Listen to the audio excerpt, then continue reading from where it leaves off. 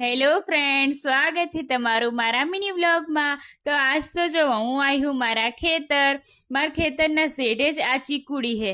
તો આજ તો મને થયું કે હેડો ને તમને બધાને બતાવું કે ચીકુ કઈ રીતે ઉગે હે। તો અહીંયા જો આ મારા ખેતરના શેઢે જ ચીકુડી આવી હે। તો હેડો હું તમને ચીકુડી બતાવું। તો જુઓ આ રીતે હે ને ચીકુના મોટા મોટા ઝાડ હોય હે। અહીંયા તમે જોઈ શકો કે ચીકુના પાંદડા હે ને અસલ આંબાના પાંદડા હોય ને એવા જ લાગે। અસલ પાંદડા હે ને એના આંબા જેવા જ લાગે। અને અહીંયા જુઓ ચીકુ જેટલા બધા આયેલા હે, ઢગલો એક ચીકુ હે, લોટ ચીકુ ચોટ્યા હે। આ ચીકુડીને તો હે ને ગયા વર્ષે હે ને બહુ ચીકુ નતા આયા, પણ આ વર્ષે તો ઢગલો એક ચીકુ આયા હે, જેટલા બધા ચોટ્યા હે। જો અહીંયા તમે જોઈ શકો ચીકુ જ ચીકુ દેખાય હે। તો આજ તો હે ને હું અને મારા પપ્પા હે ને આયા હી ચીકુ લેવા માટે।